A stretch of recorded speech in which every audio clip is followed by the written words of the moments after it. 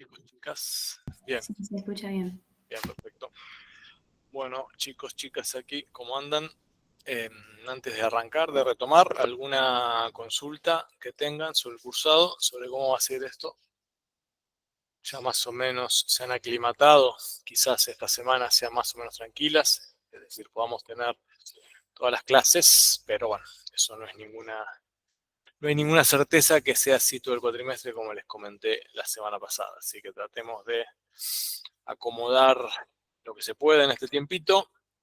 Y cuando digo acomodar lo que se pueda, tiene que ver con, yo creo que entender bien el concepto de lo que propone la integral definida, y más que eso, el proceso de integración. Porque si eso está claro, van a ver que todo lo demás es mucho más sencillo, porque ese cimiento se estructura a partir de esa idea.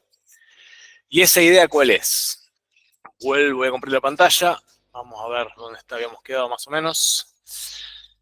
De alguna manera, si bien vamos a tratar de seguir una cronología en relación a los temas que vamos discutiendo, por la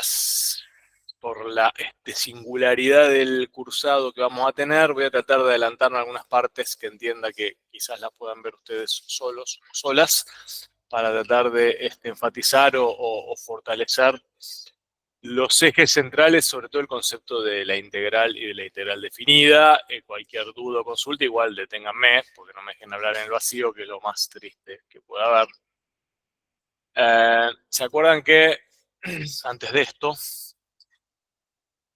habíamos más o menos llegado a este punto, habíamos discutido cómo se llega a este punto, más que haber llegado a este punto, y habíamos propuesto que, dada una función, dato de un problema que vamos a tener, realizar el proceso de integración sobre esa función dato nos permite encontrar el cambio total de la magnitud que define el proceso, sea el volumen de un tanque, sea la posición de una persona y demás, ¿no? Ese proceso se lleva adelante o se racionaliza a partir de su contexto geométrico. ¿Se acuerdan que habíamos visto que si uno calculaba el área debajo de la curva que definía la función dato, ese resultado numéricamente coincidía con el cambio total que estábamos buscando? Si uno pone en los ejes del problema físico, entre comillas, las unidades de ese problema físico, van a ver cómo salta enseguida a la vista esa relación que hay entre la cuestión geométrica y la cuestión física. ¿Se acuerdan? Ya un pequeño bosquejito acá. Si nosotros nos daban la famosa velocidad de llenado del tanque como una función del problema,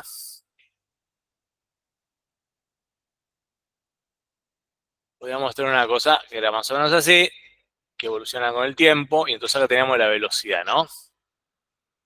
Para simplificar, vamos a hacer una cosa más o menos así. ¿De acuerdo? Bien, decíamos que el cambio total en la magnitud dependiente de este proceso, que en todo caso es el volumen, ¿no? Si es el volumen de llenado, si esta es la derivada de la velocidad del volumen, la velocidad de llenado, acá hay una magnitud oculta, que es el volumen, ¿no? ¿Está bien? Si sigo con esta idea, impongo a jugar las unidades de las magnitudes que tenemos acá. En verdad, la velocidad aquí es igual. Es el límite, ¿no? ¿De quién? Cuando delta t tiende a cero, ¿de quién? Definición de derivada, que todos más o menos tienen que haber aprendido porque lo tienen aprobado. ¿Qué es la velocidad en este contexto de este problemita? El límite cuando t va a cero, ¿de quién? De un cociente incremental, que en este caso toma la forma de delta b volumen sobre delta tiempo, ¿no? Es el límite cuando delta tiende a cero del cociente de incrementos. ¿Bien? Supónganse que vamos a aproximar a la velocidad directa como ese cociente de incrementos. ¿Está bien? Para tener una idea de lo que está pasando en cada instante, pero para tener una idea más que nada de las unidades. Supónganse que la velocidad es constante, ¿no? Si la velocidad es constante, voy por la velocidad esta que sería esta línea recta, ¿no? Entonces, más que una aproximación, la velocidad no es igual al cociente de incrementos, porque el cociente de incrementos no sería la pendiente de esta función lineal. ¿Está bien? ¿De acuerdo? Entonces, más que aproximado, si yo el proceso lo hago ir a partir de una velocidad constante, la velocidad va a ser igual a delta V sobre delta T, ¿no? ¿De acuerdo?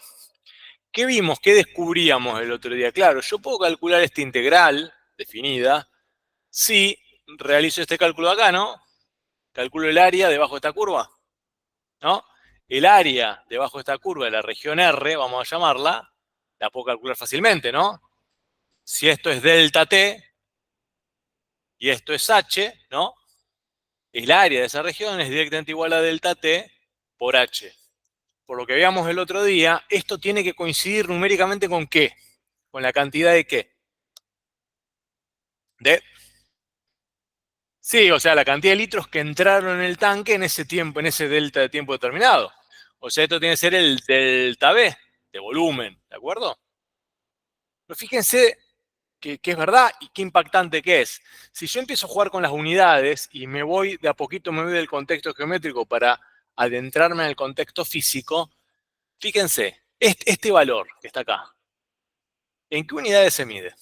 El H este que yo marqué acá, este H. ¿En qué unidades se mide? ¿En qué? Litros sobre minuto o sobre horas, ¿no? O sea que H es litros sobre minuto, vamos a ponerle. Y este valor, ¿en qué unidades se mide? En minutos, ¿no? Entonces fíjense qué impresionante, porque si yo pongo las unidades acá, en verdad lo que vamos a tener es, si yo calculo el área, pero me voy al contexto físico, es minutos por litros sobre minutos. Y efectivamente, las unidades físicas que están ocultas en este problema que era geométrico, pero que en verdad es físico, se condicen perfectamente con lo que uno espera, porque la variación en la variable dependiente, ¿no? Que está detrás de esto que está moviendo, tiene que ser en litros. Y efectivamente, como vemos acá, ese delta V es en litros. ¿Se dan cuenta? Entonces, por eso podemos ir y venir entre este contexto geométrico, contexto físico.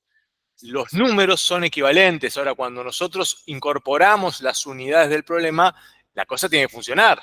Si estoy midiendo litros, tiene que ser litros la variación de volumen. ¿Está bien?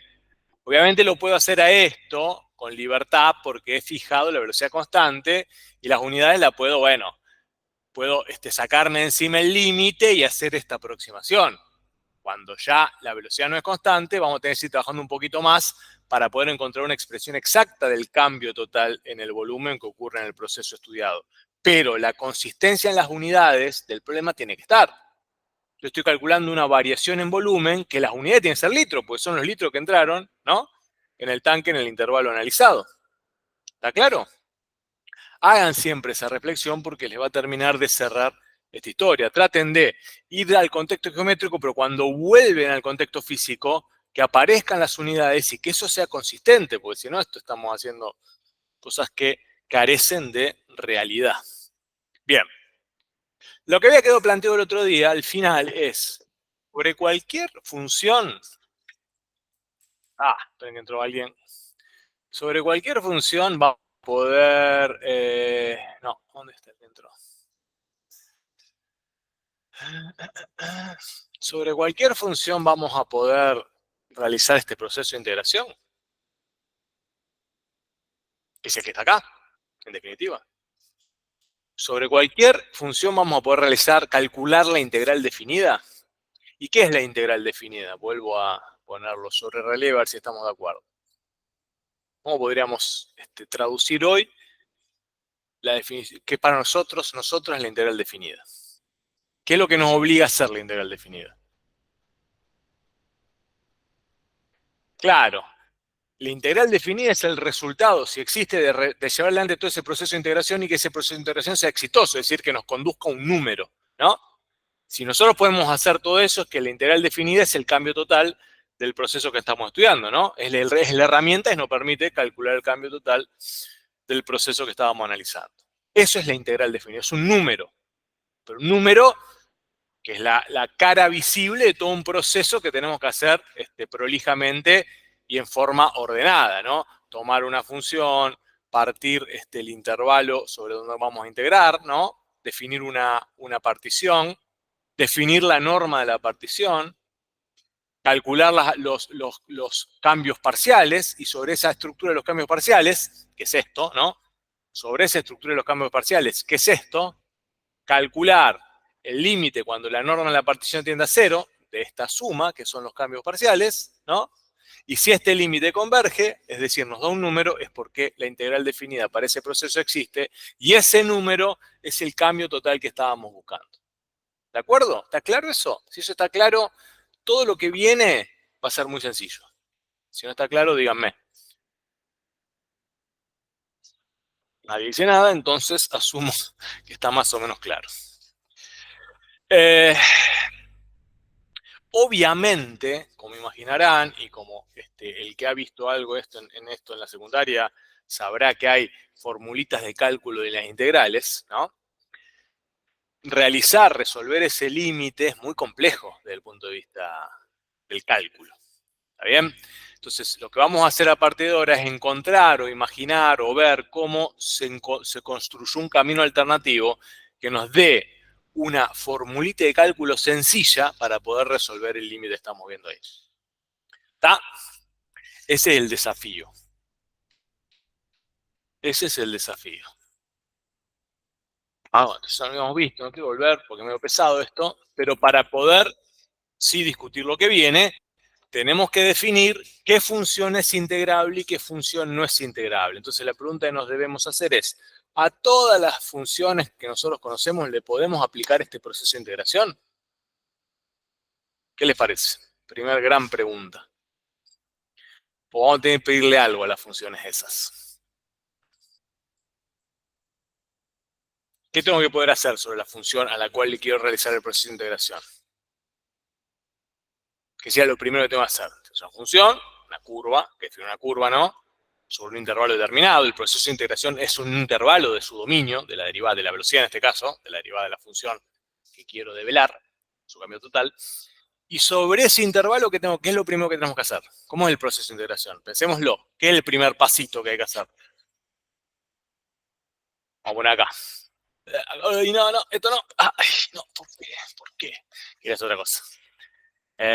Sí, ahí escuché algo que tiene todo el sentido del mundo. Supongamos que tenemos una función que queremos integrar, que es esta. Definimos el intervalo que es de A hasta B, ¿no? Que sea continuo. Claro.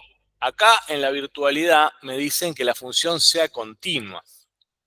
Daría la impresión de que esa es una condición necesaria para poder hacer lo que quiero hacer, porque lo primero que tengo que hacer que es tomar el intervalo y sobre este intervalo que tengo que definir una partición, ¿no? Que empiece en A y ¿dónde termina esa partición? En B. Y acá tengo un montón de puntitos, x1, x2 y todos los que quiera. Supongo que tomamos un x1 acá y un x2 acá. También tenemos una partición.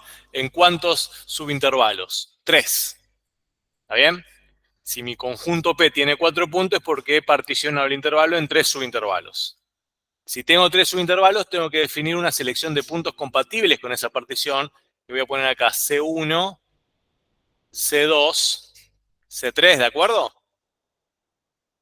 C1, acuérdense que estos puntos compatibles pueden estar también en los extremos de los subintervalos.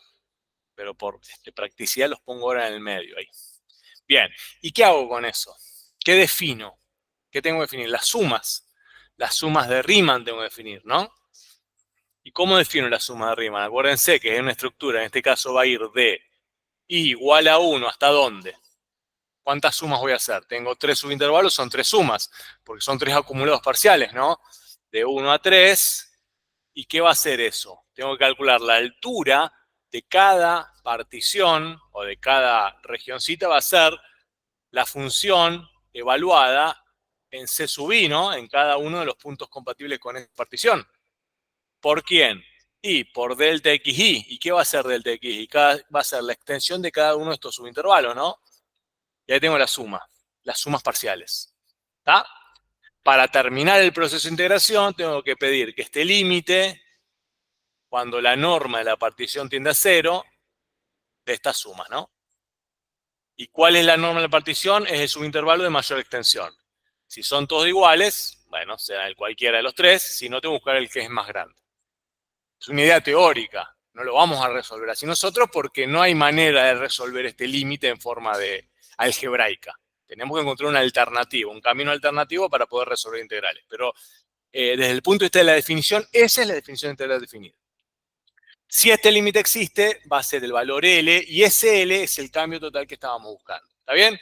Ahora, el compañero asume, por lo que estoy imaginando, que como esta función es continua sobre el intervalo que estamos integrando, ¿no? ¿Está bien? Esta función es continua, entonces ese L tiene que existir.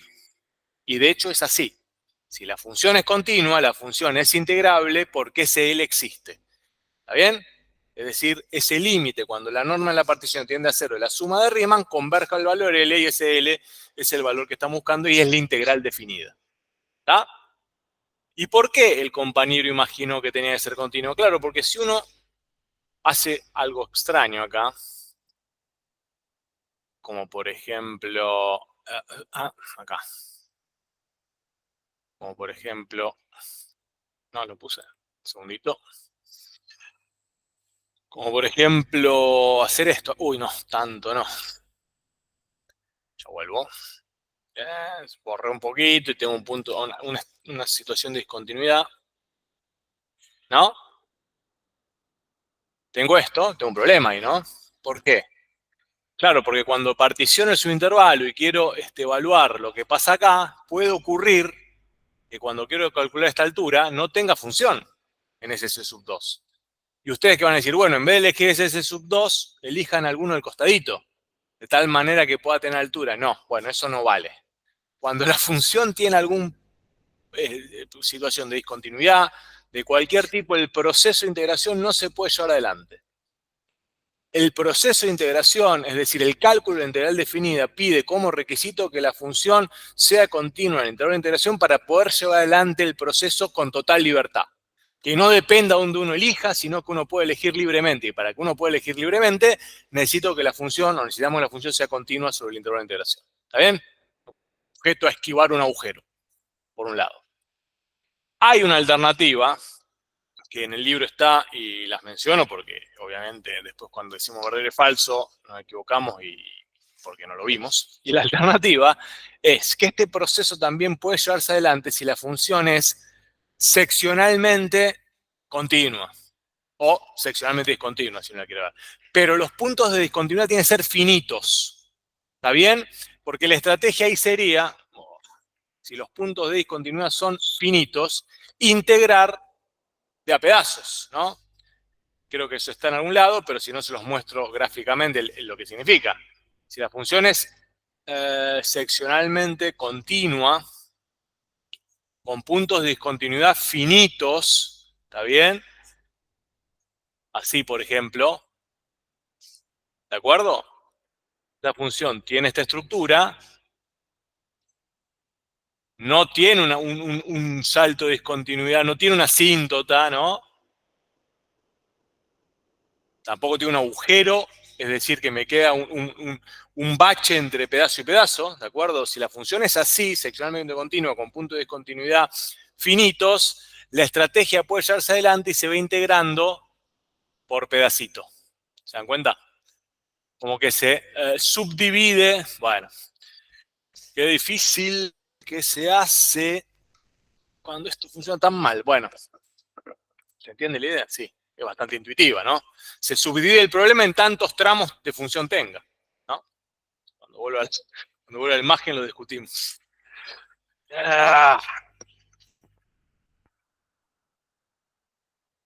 Se subdivide el problema como tantos intervalitos tenga. Bien, bien, bueno. Son estas cosas que yo paso de arriba porque son cosas que creo que las pueden entender fácilmente cuando lo lean en el libro y son bastante intuitivas. Vamos con el corazón del asunto. Vuelvo acá. Repasamos por última vez estas definiciones centrales y a partir de esta vamos a construir lo que viene.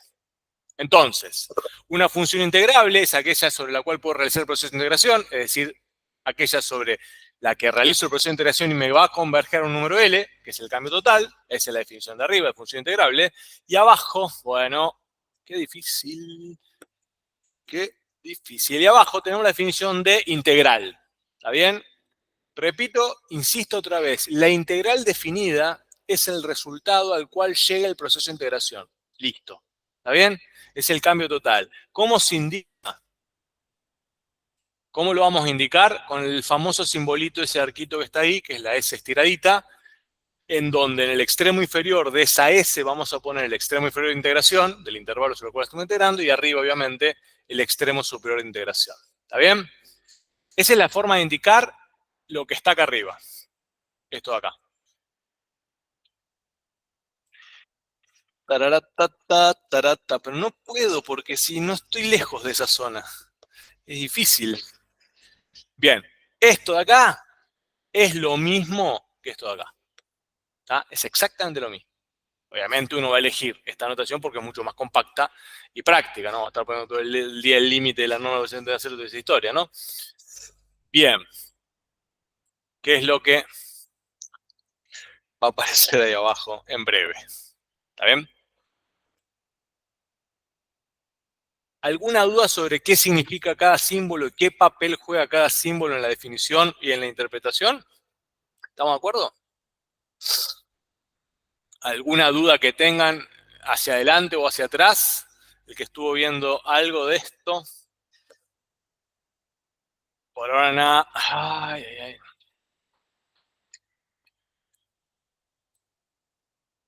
Es que no hay manera. Bien, bueno.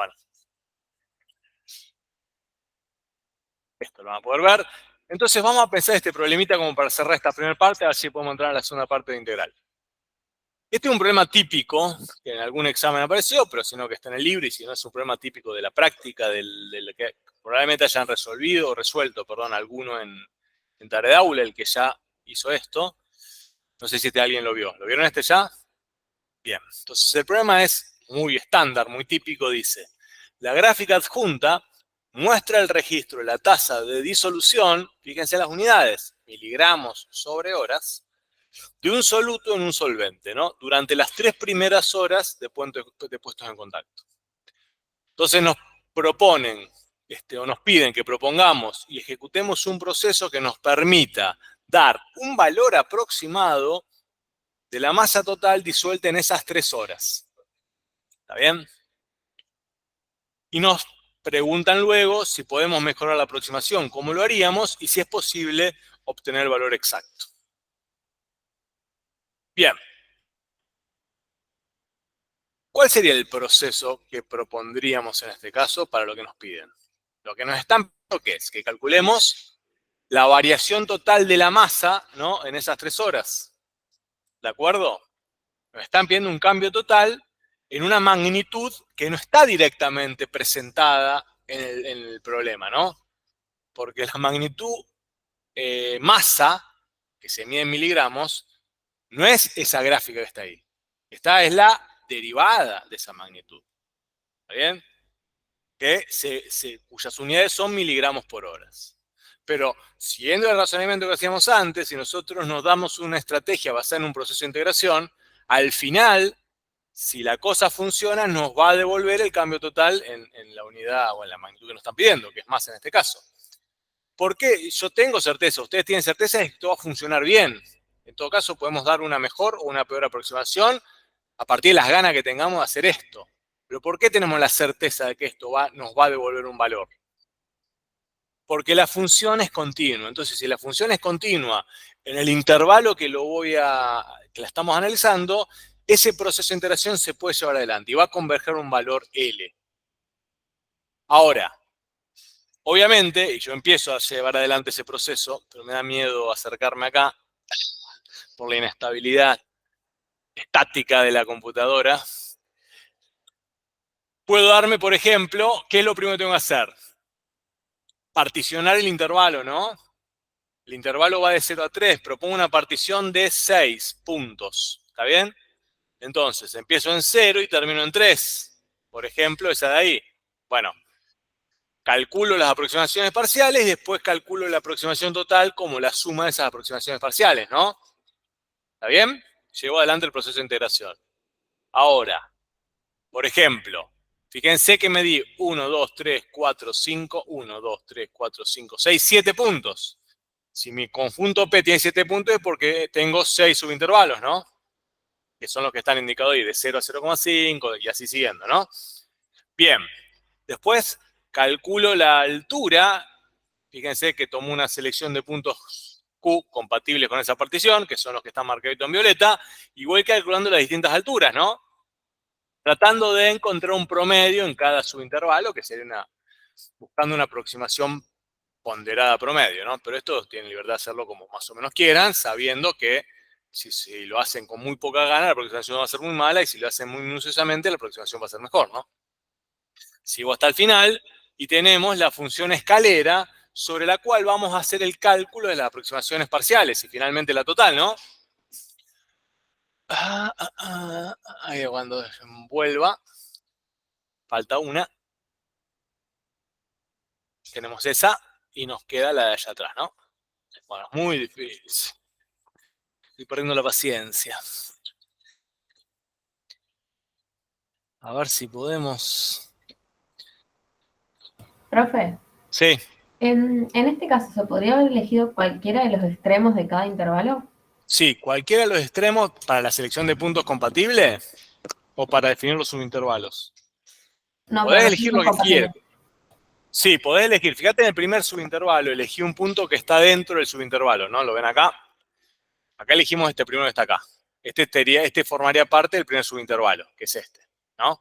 Pero en el segundo caso, el punto coincide con el extremo del subintervalo, vale eso, no hay problema. Lo que tiene que ocurrir es que haya un punto por subintervalo, no importa dónde esté. Y después, y esto es importante, en lo posible, el punto que vamos a elegir, fíjense, yo voy a tratar de que coincida con un valor exactamente medible de la velocidad, ¿no ven? 450, 525, no, voy a tratar de no aproximar el valor que me devuelve la función velocidad en ese punto, porque si no es una aproximación de una aproximación. Tratemos de cada caso, en la medida de lo posible, elegir un puntito, no importa cuál sea, pero lo que yo tengo que saber con exactitud es la altura, o sea, la imagen que me devuelve la función velocidad en el punto que elegí, ¿no? Voy a tratar de que eso sea exacto, ¿está? Esa es un poco la idea. Terminado este proceso, entonces, tengo esa sumatoria, que es la de allá abajo. En cada caso, el subintervalo es un medio, entonces puedo sacar el factor común para simplificar la operación. Y nos va a quedar un medio por la suma de esas alturas directamente, ¿no? Porque el medio es factor común. Nos va a quedar entonces un medio por todo eso, que es 1850. ¿Está? Y 1850 sería una aproximación del cambio total en la masa que hay en esas 3 horas. En la masa disuelta en este caso, ¿no? Fue la de masa de soluto disuelto. No sé cuánta masa se disolvió en el momento en que empecé a contar. Si el momento en que empecé a contar es 0, entonces es muy probable que la masa total disuelta sea 1850, que sea la masa que había, que hay de soluto, bueno, en esas 3 horas, pero no tenía masa al principio disuelta, ¿se entiende? Si empecé el experimento a la hora 0. Ahora, si el experimento lo hubiese empezado a la hora 1, está por acá, esta variación de masa que yo calculo, ¿no? No es absoluta. No es que la masa de soluto disuelta en las 3 horas, ¿cuánto me da ahí? 650 más 6, me da 1250 y 1425. 1250 y 1425. No, 1250 y 1425, ¿cuánto es? ¿Se dan cuenta cuánto es acá esta cuentita? Es importante, porque si no genera confusión después. Supónganse que empecé a contar acá solamente, empecé a contar en la hora 1. Entonces voy a tener 1250 más 1425 es 5, 7, 6, 2 por un medio, porque el factor común es un medio que es el intervalito, ¿no? Entonces nos va a quedar 1003,75 dividido 2, 37,5, ¿no? 1337,5. Esa sería la variación de masa, el cambio de masa que hay desde la hora 1 hasta la hora 3. No quiere decir que la masa del soluto disuelto a la hora 3 sea 1337,5. ¿Se entiende esa idea?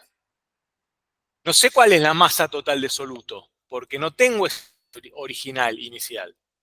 Lo que sé que pasado de la hora 1 a la hora 3 se disolvieron 1377,5 gramos del soluto. ¿Está bien? Es importante porque si yo no tengo la condición inicial, no puedo saber cuál es la masa del soluto a la hora 3.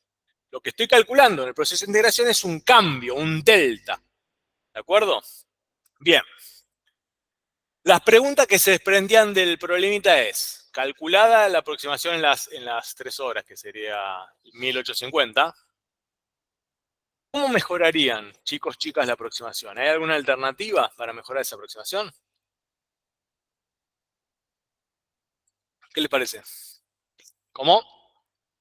Claro, una alternativa viable es aumentar el número de puntos en el conjunto P. Aumentaría el número de subintervalos, refinaría el proceso y se supone que lo mejoraría, porque sobre esa idea se fundamenta la integral definida. Mientras más subintervalos tenga, más se va a parecer la función escalera a la función problema, entonces va a ser mejor la exactitud, una precisión, en la medida si estoy haciendo eso, ¿no? Creo que acá lo hice, pero por ejemplo, si afinamos P y tenemos un N12, la cual se los pueden hacer ustedes. Ah, bueno, no la hice, pero da mucho mejor. Bueno, ¿cómo hallarían el valor exacto? ¿Hay un valor exacto? Esa es la primera pregunta. ¿Hay un cambio de masa exacto? Acá es interesante, porque es casi filosófica esta historia. ¿Qué es lo exacto? ¿Qué les parece? Si yo pongo en contacto un soluto con un solvente, la reacción va a ocurrir, ¿no? Y el soluto se va a disolver. Pasadas 3 horas, la masa de soluto, supónganse que puede inclusive desaparecer porque se disolvió todo. O sea, que el proceso ocurre. Hay un cambio de masa, ¿no? Hay un cambio total en el proceso. Eso es la realidad. ¿Y qué es la exactitud? ¿Uno qué va a hacer? Va a construir un modelo matemático, ¿no? Que interpele, que modele lo que está pasando ahí. Y ese modelo matemático me va a devolver esa curva de velocidad, que es un modelo, y sobre esa curva de velocidad yo voy a poder llevar adelante el proceso de integración y eventualmente voy a poder encontrar un valor exacto sobre esa curva de velocidad, ¿no? Ahora, ¿este valor exacto es el valor real? ¿Qué les parece? Supónganse que el valor exacto que uno puede conseguir, ahora vamos a ver cómo, era, no sé, 1923,7. Ese es el valor exacto. ¿Cómo consigo el valor exacto? De alguna manera nos las ingeniamos para resolver la integral definida. Encontré la manera de llevar adelante el límite y lo pude calcular. Da 1923,7. Ese valor exacto es el valor real. Claro. ¿Cuál es el valor real y cuál es el valor exacto? ¿Lo podemos diferenciar?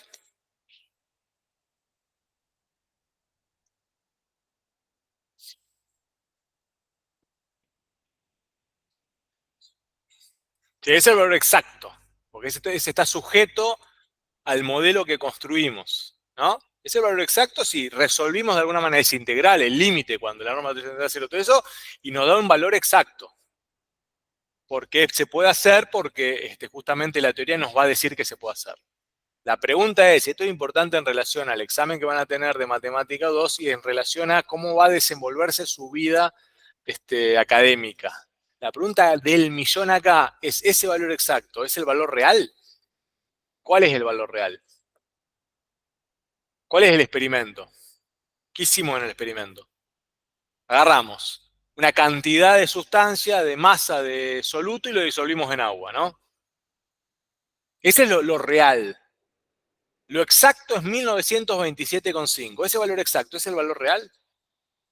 ¿Puedo saberlo? No puedo saberlo. ¿Quién dijo no? Bien. El valor exacto que estamos calculando es el valor que nos devuelve el modelo que está modelizando eventualmente ese proceso. Pero no es el valor real. La verdad que nunca voy a poder saber cuál es el valor real. Porque el cálculo, la predicción que estamos haciendo en función del modelo que hemos construido. Ahora, por más exacto que sea el valor de mi modelo, no quiere decir que lo que está ocurriendo en realidad sea eso. Ahora, si el modelo es bueno, tenemos la presunción, la conjetura razonable, de que el valor verdadero, el valor real, va a ser muy parecido al valor conseguido, ¿no? Y en todo caso, el valor exacto que hemos conseguido va a ser mejor que esta aproximación. ¿Está bien? Pero son tres planos diferentes de lo mismo.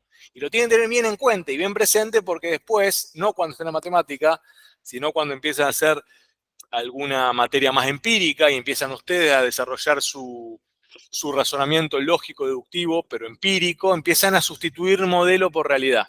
Y ahí empiezan los grandes problemas. Ténganlo siempre presente. Una cosa es la realidad, otra cosa es el modelo.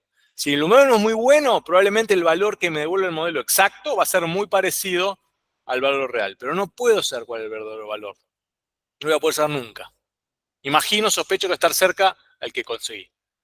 Siempre, sí, pero siempre hay un modelo que ajuste mejor. Con todo. Bien. Aclarado el punto, digo, ¿cómo encontramos el valor exacto? Resolviendo, supuestamente, esto que está acá abajo. Vamos a poder conseguir, vamos a poder conseguir el valor exacto resolviendo ese límite. ¿Podemos nosotros hoy resolver ese límite? No. ¿Vamos a poder resolverlo en algún momento? Ese límite así no, pero vamos a encontrar la manera de llevar adelante ese límite de una forma muy sencilla, que es lo que vamos a empezar a discutir ahora. Bien. Bien. Ganamos estabilidad. Entonces vamos a por helio.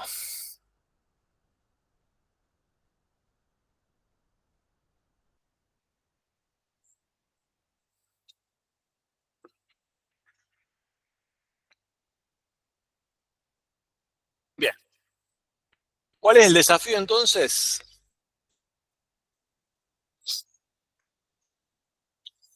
Primero redondeamos la idea, que es lo que les pregunté antes. Dos preguntas. El objetivo de esta parte ahora entonces es encontrar algún camino alternativo para resolver ese límite cuando la norma de la partición tiende a cero, esa suma de Riemann, que es horrible desde el punto de vista algebraico, no se puede hacer. Pero obviamente hay que resolver antes lo que había quedado planteado hace un ratito. Ese límite, ¿no? De sumas. ¿Bajo qué condiciones existirá finito? Es decir, ¿bajo qué condiciones podremos realizar la integral? Los dos teoremas que yo soslayé antes son estos dos. Si la función es continua es integrable, en el intervalo analizado, ¿no? Y el segundo, que es el que dije antes, esto es rápido, total, es bastante intuitivo y obvio, y el segundo teorema que está acá abajo, si la función es seccionalmente continua, también es integrable, ¿está bien?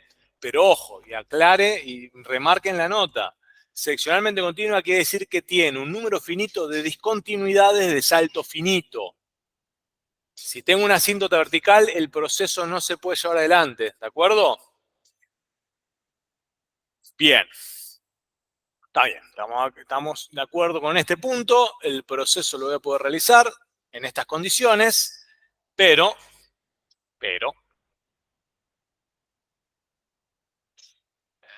lo pueden ver, una pavada, digo,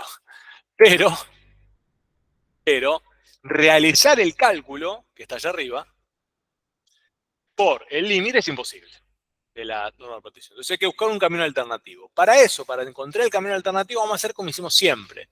Vamos a arrancar por una función sencilla, que saliendo de la función constante, la lineal sería la más sencilla, y vamos a ver si podemos encontrar alguna generación de un patrón en la formación en cómo se van generando los resultados. Y si podemos encontrar ese patrón, vamos a poder proponer eventualmente alguna regla de cálculo basada en alguna operación sencilla, en alguna cuenta sencilla, para poder llevar adelante el proceso. ¿Está bien? Empecemos por una función muy sencilla.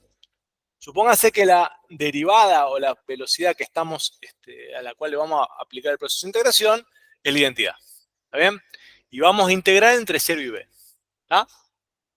Salta a la vista que esto es fácil, porque la integral esa, ¿cuál va a ser? Ya puedo calcular. ¿Cuál es la integral entre 0 y b de esa función?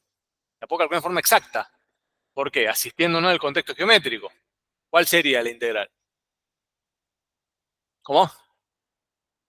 No, la integral definida. ¿Cuál es la integral definida de este proceso?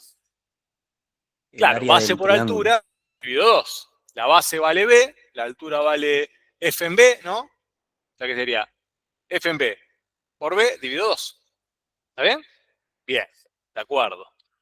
El tema es, vamos a ver si encontramos ahí alguna pista ahí de cómo empezar a encontrar ese patrón que les dije. Si yo tomo el valor X, fíjense, ¿no? Puedo integrar hasta X. Fíjense, puedo integrar hasta X, ¿no? ¿Qué pasa cuando integro hasta X ahí? ¿Cómo nos quedaría en esta expresión? Lo meto en esta máquina de cálculo, que es lo que está haciendo el proceso de integración. ¿Y cómo nos quedaría si yo integro hasta un valor X? Supóngase que X vale 1, para poner algún número. Supóngase que acá X vale 1, ¿no? Acá entró 1. ¿Qué nos quedaría acá? Bueno, si esto es 1, ¿cuánto vale esto? F en 1, ¿que cuánto vale? 1. Entonces el resultado de este le va a ser base, ¿que cuánto vale la base? 1, porque fui hasta X, la base es 1. ¿La altura cuánto vale? 1 sobre 2, o sea que vale 1 medio. ¿Está bien? Supongo que en vez de entrar con 1, entramos con 2. Acá, esta máquina, que hace el proceso de integración. Lo puedo hacer fácil en forma exacta porque estamos abusando, entre comillas, del contexto geométrico, que nos ayuda mucho en este caso, como la figurita que queda definida es un triángulo perfecto, podemos calcular en forma exacta el área y ese área nos da el cambio, ¿no? Entonces, si esto vale 2, ¿qué va a pasar acá? Esto vale 2, esto vale 2 y acá nos queda f en 2. Entonces acá nos quedaría, cuando tengo la base, tengo 2, la altura es f en 2, dividido 2. ¿Qué cuánto me da? Y f en 2 vale 2, 4 dividido 2, me queda 4 dividido 2 me queda 2, ¿no? ¿Está bien? Y así podríamos seguir mucho más. Pero es mucho más interesante hacer lo siguiente, que es lo mismo, pero fíjense. Supongan que entra 1, hago la cuentita, hago el contexto geométrico, calculo el triangulito, me queda 1 por 1 sobre 2, ¿está bien? Y entra 2, fíjense con qué poquito voy a encontrar un patrón. Si entra 2, calculo el segundo triangulito y lo puedo pensar como 4 sobre 2, ¿no? ¿Está bien? Si entra 3, ¿qué va a pasar? Tengo el tercer triangulito, el triángulo más grande, y nos va a quedar 3 por 3 sobre 2, ¿no? Dios. ¿De acuerdo? Y acá lo que estoy viendo es que la base es siempre la misma, es 2, pero ¿cómo van generándose lo que está en el numerador de este cociente? Cuando entró 2 tengo 4, cuando entró 3 tengo 9, y cuando entró 1 tengo 1. ¿Cómo puedo traducir eso en alguna expresión matemática sencilla que me explique eso? El cuadrado, ¿no? Porque en verdad es un cuadrado, es 2 por 2, acá me quedaría 2 al cuadrado, acá me quedaría 3 al cuadrado. Y seguramente si entra 4, va a ser 4 al cuadrado sobre 2. Y si entra 5, va a ser 5 al cuadrado sobre 2. Y así siguiendo. Y ese es el patrón que estábamos buscando. Pero al encontrar un patrón, y acá viene lo más interesante, en verdad, estamos definiendo una nueva función. ¿Qué es lo que hace esta nueva función? Tomo un X dentro de un intervalo, ¿no? Lo meto en la máquina, ¿y qué es lo que hace la máquina? Y la máquina lleva adelante el proceso de integración hasta el X que elegí. Pero está generando una función, está generando una imagen, ¿no? Cuando tomé el 1 acá, fíjense, cuando tomé el 1 acá, lo metí en toda esta máquina, ¿y qué imagen me devolvió? Un medio. Cuando tomé el 2, lo metí en toda esta máquina, ¿y qué imagen me devolvió? 4 medios. Y así con cada uno. O sea que yo puedo tomar cualquier X del intervalo que estoy integrando, lo y me devuelve una imagen. ¿Qué es la máquina? ¿Qué hace la máquina? Claro, sí, es un poco más complejo, sí, hace una integra. Pero en verdad lo que hace la máquina es realiza el proceso de integración completo hasta el valor que vos elegiste, ¿no? Si elegí el 1, hace el proceso de integración hasta 1. ¿Qué quiere decir que hace el proceso de integración? Bueno, calcula el límite cuando la normal de partición tiende a 0, de la suma hasta 1, después hasta 2, después hasta 3. Pero es una función, porque para cada elemento del dominio, que son los valores que están en el intervalo AB, les devuelve, a cada elemento del dominio le devuelve una única imagen, ¿no? Y la regla de asignación, esa es. ¿Cuál sería la regla? Y bueno, realizo el proceso de integración hasta ese valor. Esa es la regla. Lo notable, y eso es lo importante, encontramos una nueva función que es la función integral. Eso es lo que está haciendo la función integral. Que no es la integral definida. ¿Se dan cuenta que son dos cosas distintas? La integral definida es el proceso de integración, es un número. La función integral es una función que para distintos valores del intervalo donde voy a integrar, hace el proceso de integración hasta donde yo le dije. ¿Qué es lo que está acá? Calcular los distintos extremos superiores, vemos que esta función depende justamente del extremo superior. ¿No? Porque el otro está fijo. Integro hasta. Desde A hasta donde estoy eligiendo. Hasta 1, hasta 2, hasta 3. La variable independiente de la función integral se ubica acá arriba. Acá. ¿No? Ahí va la variable independiente de la función integral. Y entonces, ¿cómo va funcionando esto? Bueno, entonces, queda definida esa función que voy a llamar f, que va, bueno, acá va de 0 a b, pero sería del extremo inferior del intervalo de integración hasta el extremo superior del intervalo de integración. Voy a llamar este f grande. Este f grande va desde a hasta b, o de 0 a b en este caso, hasta los reales, que sería el codominio para no complicarlo, ¿no? Imagen es más complicado.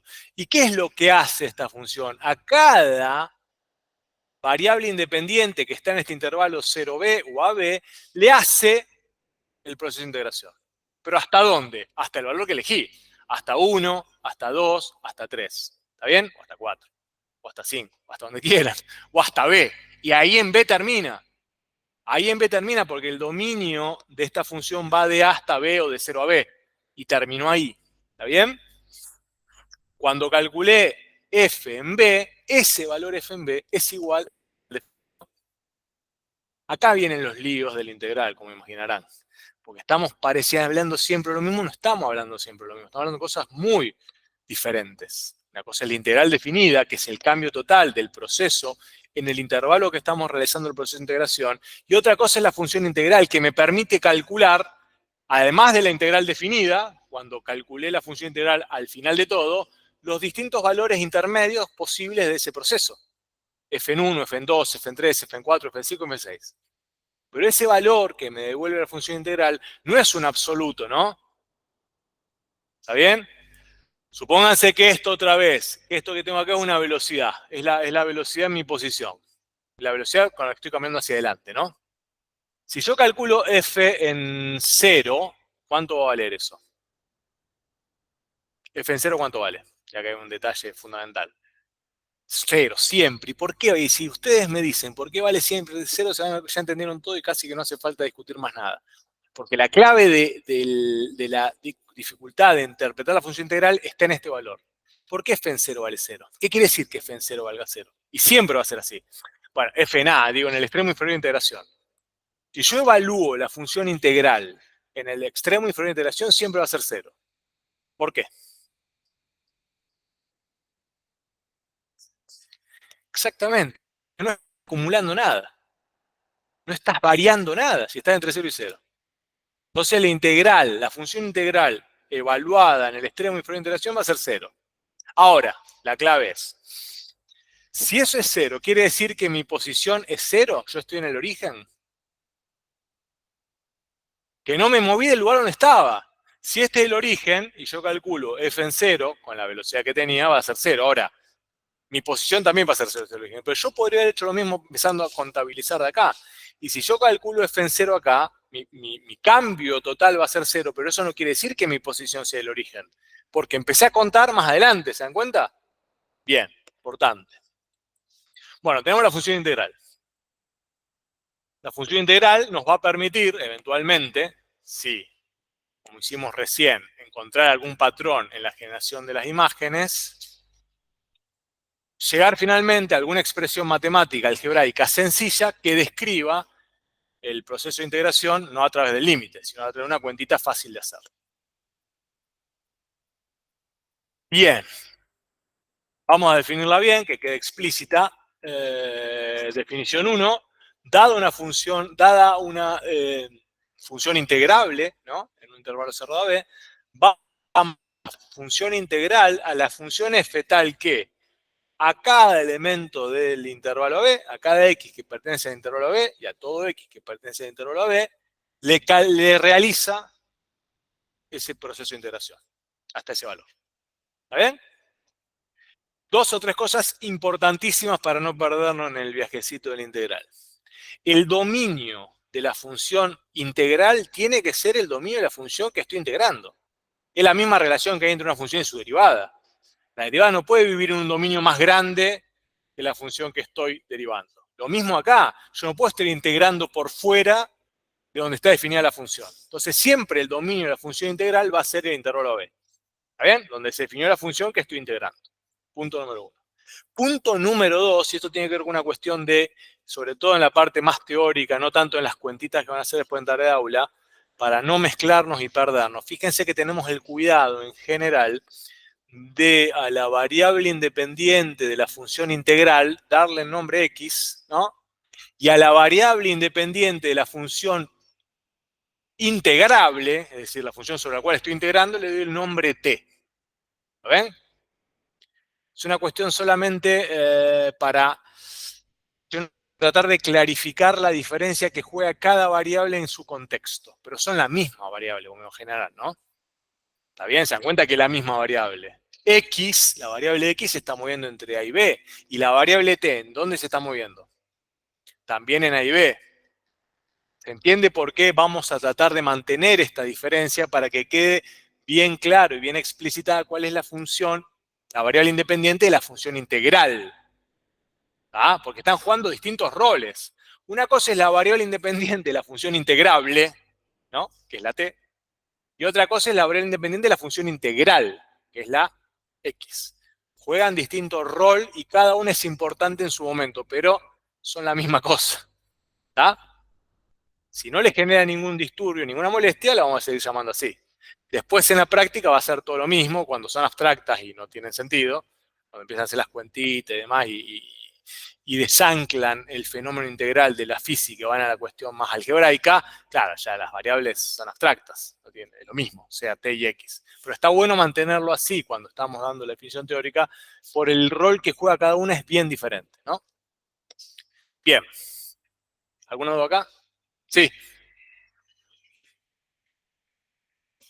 Desde A hasta B, exacto. Sí.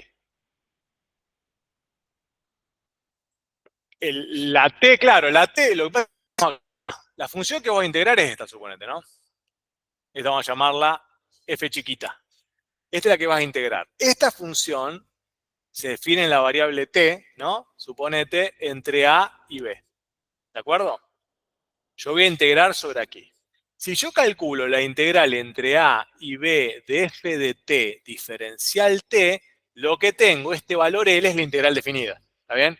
¿Qué es la integral definida? Bueno, es el cambio total de f en ese intervalo a b, ¿no? ¿De acuerdo? Bien.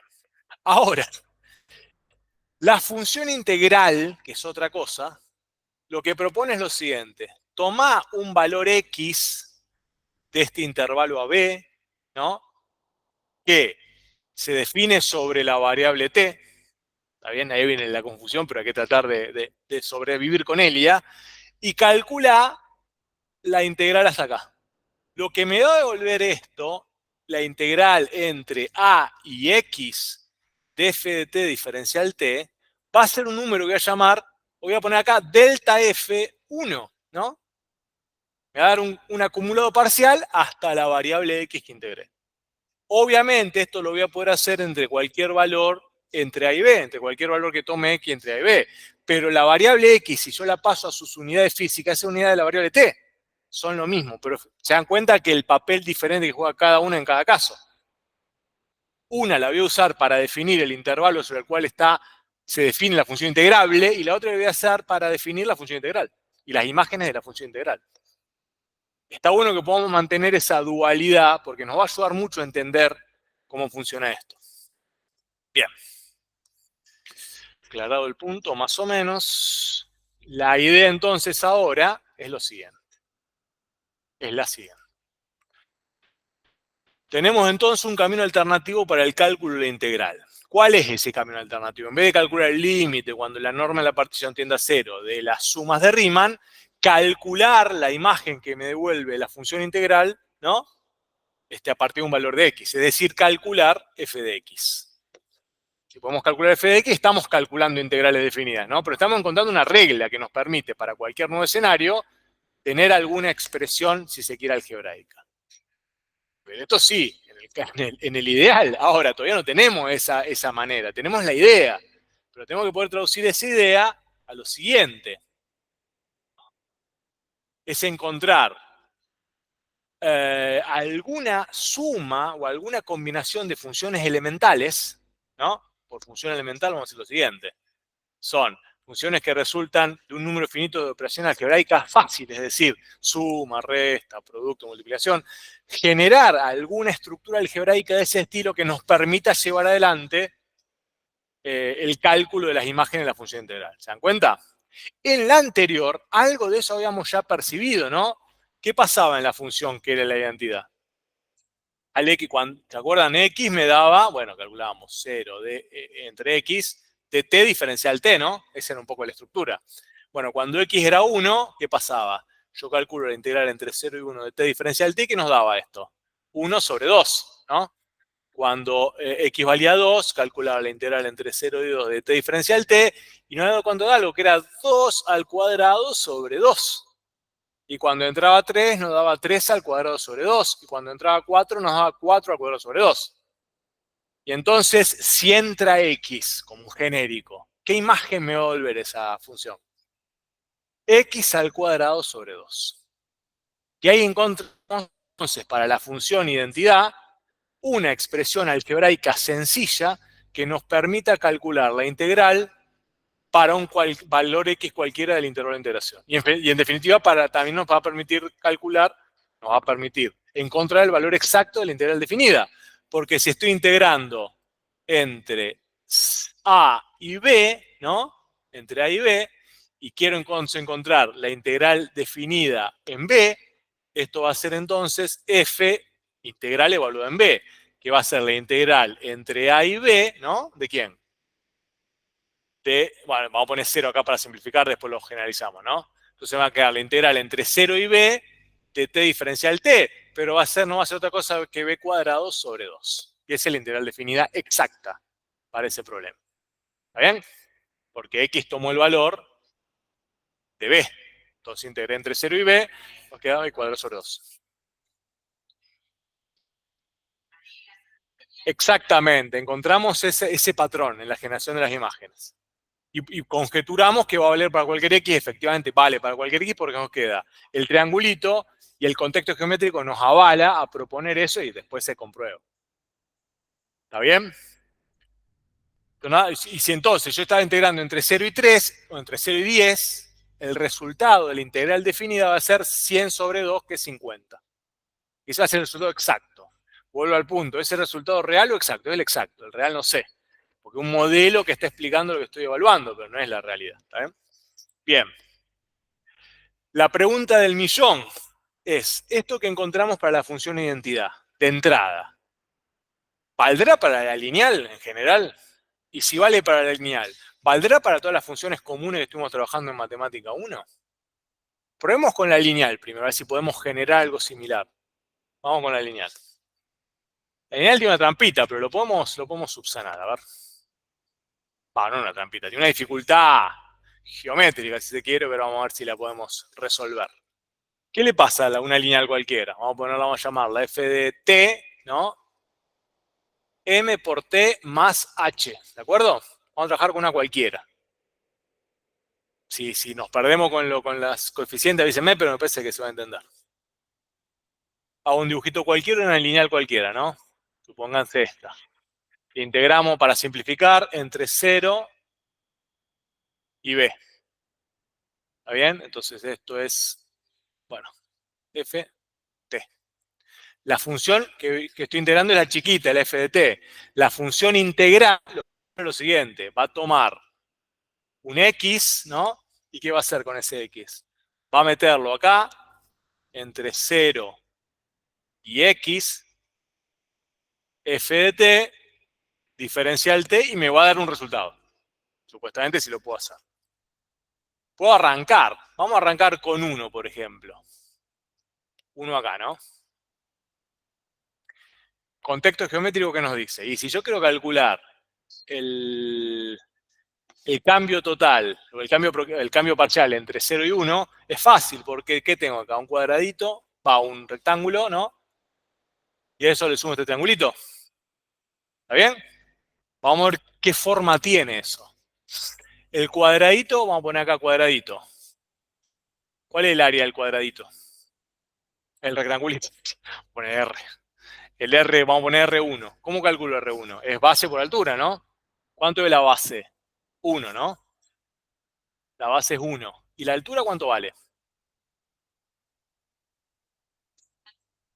Sí, claro, la altura es h. Bien, ¿quién dijo h? Bien, muy bien. La altura es h. Bien. El rectangulito es 1 por h, ¿no? O sea que la base, que es delta x de delta x, vamos a poner acá, hasta 1 por h, ¿no? Vamos a poner acá un delta x, pero bueno, vamos a dejar 1 por h. Pero esto es sumar el triangulito, ¿no? ¿Cuánto vale triangulito 1? La base sigue siendo 1, ¿no? Pero ¿cuánto vale la altura? Y sería, ¿no? Y la altura la tengo que calcular acá. M por 1 más h, ¿no? ¿La altura cuánto vale esta alturita? M por 1 más h menos ¿quién? O sea, M por 1 más h es todo esto, ¿no?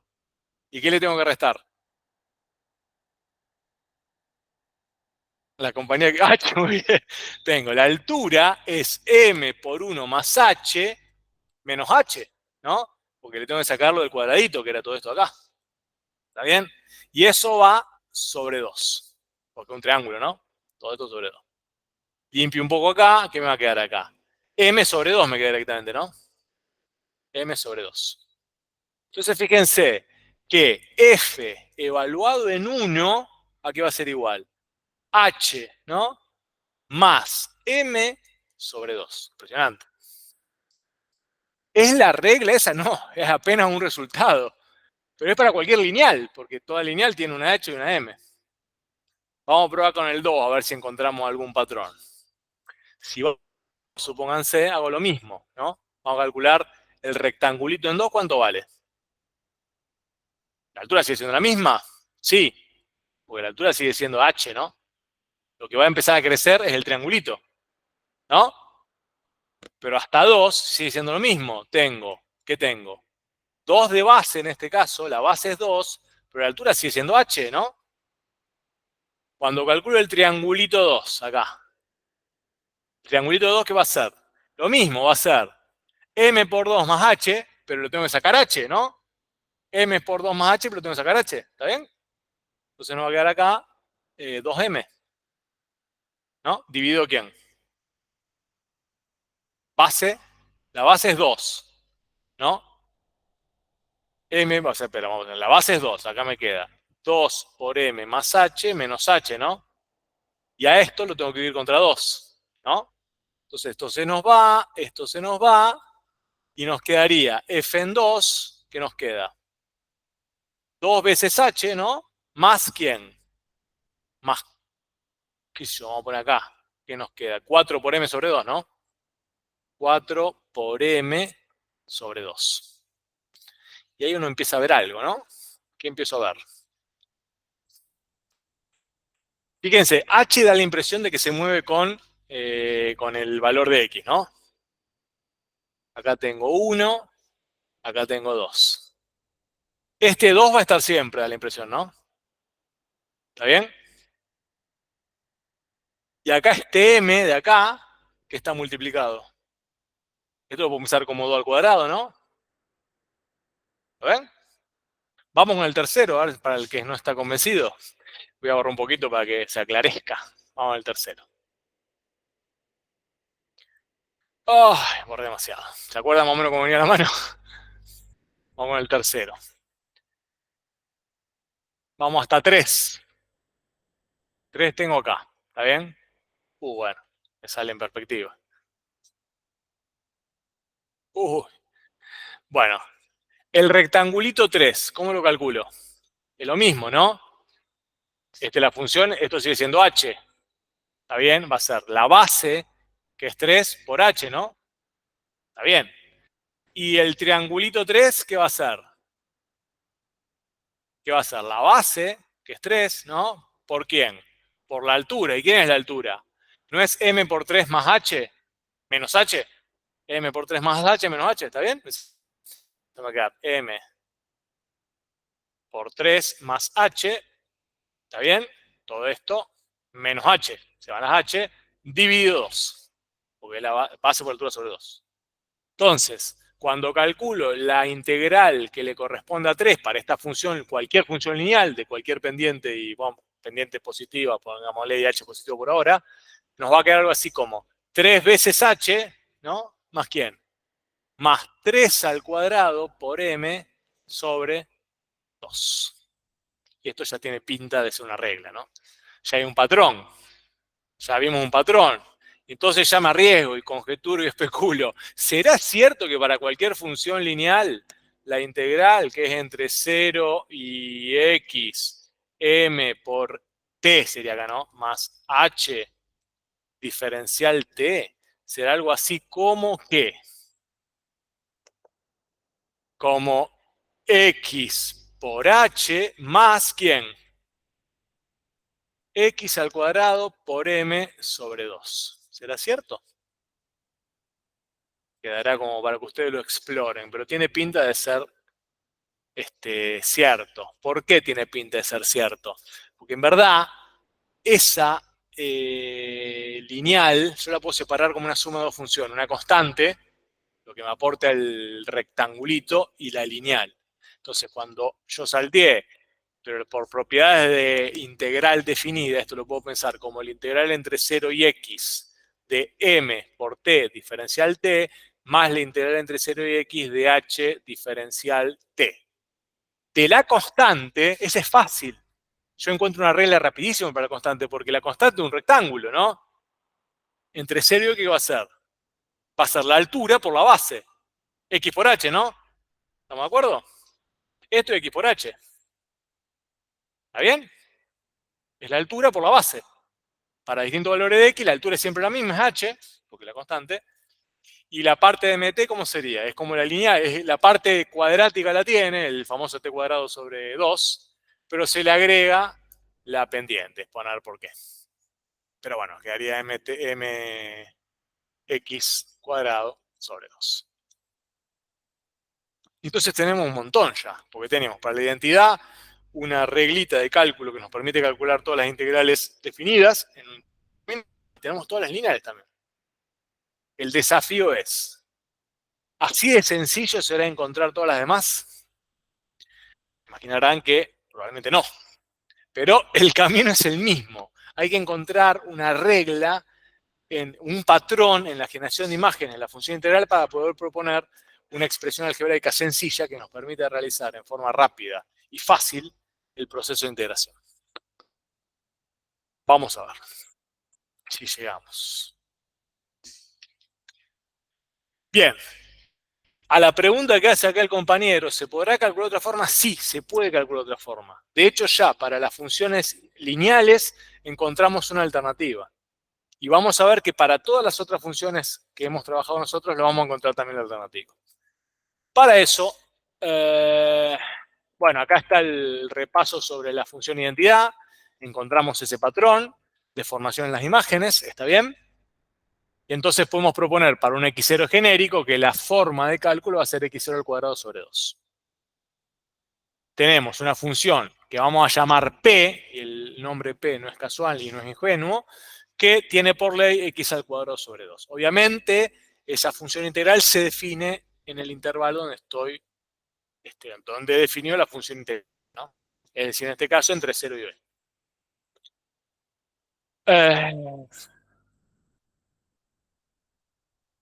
Y es una función claramente elemental.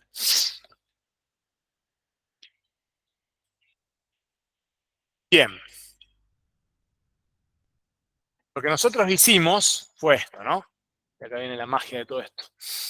Tomamos una función original, que era la identidad, sí, la identidad, hago el intercambio de variables para dotarla de sentido, integré, encontré que la función integral, su función elemental, es x al cuadrado sobre 2, ¿no? Seguimos este caminito, de alguna manera. Ahora, fíjense lo notable. ¿Qué pasa si derivamos la función elemental que nos permite llevar adelante el proceso de integración? Derívenla. ¿Qué les da? Es x al cuadrado sobre 2. Es más o menos fácil de derivar. ¿Qué nos da? ¿Qué da la derivada de x al cuadrado sobre 2? X, ¿no? ¿Qué función estamos integrando? X, ¿no? Estamos integrando la función X. Encontramos una expresión algebraica que nos permite calcular en forma sencilla el proceso de integración, que tiene la forma x al cuadrado sobre 2, pero si la derivo a esa función que nos permitía llevar adelante el proceso de integración, nos devuelve la función partida. Esto no es casual, y esto pasa siempre. Y esto pone de manifiesto un resultado que es realmente impactante, que la derivada de la función integral es la función original. Y esto no pasa solamente, vamos a ver que no pasa solamente para la identidad que hemos tomado, sino que va a pasar para cualquier función. ¿Qué quiere decir eso? Que si yo quiero integrar sobre la función seno de x hiperbólico, ¿no?, por la tangente hiperbólica de x, sé que esa función, ¿a qué va a ser igual? Va a ser la derivada de la función integral, ¿se dan cuenta? Por más compleja que sea, va a pasar siempre que la función sea integrable. Entonces, si yo quiero integrar la función x, sé que esa función x es la derivada de la función integral que estoy buscando. Y esa es la clave del asunto, porque encontré un camino mucho más potente para proponer funciones integrales. ¿Se dan cuenta? Denme en una función que quiero integrar, x, sé que esa x tiene que ser la derivada de la función integral. Y por prueba y error, entonces, puedo proponer la función integral. Porque si yo sé que x, ¿no?, es la derivada de la función integral, tengo que buscar entonces, para encontrar la función integral, tengo que encontrar una función cuya derivada me dé x, que es una pavada, ¿no? Parece un trabalengua, pero no un trabalengua, es la clave de todo el asunto. Entonces, si a mí me dan x al cuadrado, supónganse que me dan x al cuadrado, me dicen, quiero integrar, vamos a poner en f de t, para no variar las variables, t cuadrado. Quiero integrar con t cuadrado, ¿no? Quiero integrar a t cuadrado en un intervalo AB. Ya sé, confíen en mí por ahora, conjeturo que si esto es válido para todas las funciones que vimos recién acá, t cuadrado tiene que ser la derivada de una función, de la función integral que estoy buscando, ¿no? Conjeturo. Si lo que valió para la identidad vale para todas las funciones más o menos que conocemos, t cuadrado tiene que ser la derivada de la función integral que estoy buscando, que es la que me va a permitir hacer el proceso de integración de forma exacta, de forma sencilla. ¿Está bien? Bueno, pero si entonces por prueba de error yo puedo rápidamente descubrir quién es P. Tengo que encontrar una función cuya derivada es t cuadrado. ¿Cuál va a ser? Rápido, chicos, chicas, porque es muy fácil. T cubo sobre 3, ¿no? Porque si es cubo sobre 3, ¿no? Deriven t cubo sobre 3, ¿qué me devuelve? ¿Qué es t cubo sobre 3? ¿No es un tercio de 3 por t al cuadrado? Bien, es así. ¿Se dan cuenta? Espectacular, porque eso, si esto funciona para todos, tenemos todo el caminito resuelto. Hemos resuelto nuestro gran problema, que era encontrar una forma sencilla, una expresión algebraica sencilla, que nos permitiera calcular integrales. La tenemos, porque todo el dato, o toda la clave por dónde ir, va a estar en la función que me dan de dato, en función de la estructura que tengan. Supónganse que me dan ahora, por decir otra, van a ver que es espectacular esto realmente. Sigue siendo una cosa emocionante dentro del contexto de la matemática. Supónganse que ahora la función es seno de t, ¿no? Sabemos que si voy a integrar sobre la función seno de t, tiene que ser la derivada de la función integral que estoy buscando, para que si todo esto funciona, ¿no? Conjeturo que es así. Esto quiere decir entonces que esto tiene que ser igual a P' de t, ¿no? Y entonces después me pregunto, ¿qué función derivada me da seno de t? Al coseno, alguna de esas, nunca me acuerdo del signo, pero no importa, después lo ratificamos. Pero P tendría que ser algo así como el coseno de t, ¿no? Entonces yo puedo hacer el proceso de integración, porque si yo quiero integrar entre 0 y 3, lo único que tengo que hacer es calcular el coseno de 3. Y el coseno de 3 me va a dar la integral entre 0 y t de la función seno de t. ¿Se dan cuenta? Y así con todas las demás. Y esas son las famosas tablitas de integrales que van a aparecer al final del libro y demás, que a la larga van a terminar haciendo que el proceso de cálculo de integrales sea realmente una cosa muy sencilla. ¿Pero por qué es sencillo? Por este resultado espectacular, este vínculo estrecho que hay entre el cálculo diferencial y el cálculo integral. Y es el edificio a partir del cual Newton y Leibniz construyeron la ciencia moderna. Esta relación entre el cálculo diferencial y el cálculo integral. Entonces, si esto funciona para todas, tenemos resuelto el problema. La pregunta del millón es esto. Bueno, acá está con otro, ¿no? Arranqué con x cuadrado, acá arranqué con x, hice el puentecito, digo, este de acá, ese resultado. Marco acá. Acá quedaría el camino alternativo, ¿no? Dado la función dato, propongo una función, que la derivada de la función que estoy buscando, la función dato, por prueba de error, encuentro P, encontré P, cerré el circuito y tengo muy fácil el cálculo integral. O sea que el problema de buscar funciones integrales es al revés, ¿no? En verdad lo reformulo de tal manera que, dada f, encuentro p, antiderivando, ¿no? Acá el famoso nombre, la antiderivada, antiderivando a la función dato, ¿no? Porque busco una función cuya derivada sea la función dato. Y esa función cuya derivada es la función dato es la función integral que estoy buscando, la p que está ahí. Ese es el problema reformulado. Toda esta estrategia de resolución del problema se basa en un resultado clave que ahí está indicado. ¿Cuál es el resultado clave que debe satisfacerse para todas las funciones que quiero integrar? Esto va a funcionar siempre y cuando esto valga para todas las funciones que quiero integrar. Porque si eso no vale para todas las funciones que quiero integrar, este camino no va a funcionar. Entonces, hemos reformulado el problema. Todo esto arrancó tratando de encontrar alguna expresión matemática sencilla que nos permita calcular las integrales y nos dimos cuenta que es espectacular esto porque el problema es al revés. Dada la función dato, ahora tengo que encontrar una antiderivada de la función dato. Una función cuya derivada me devuelve la función dato, porque esa función cuya derivada es la función dato es la función integral, ¿no? Bien.